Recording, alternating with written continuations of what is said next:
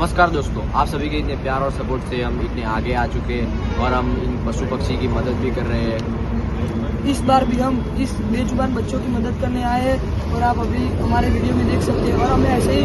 बेजुबान बच्चों की मदद करते रहेंगे और आप ऐसे हमारे वीडियो में देख सकते हो।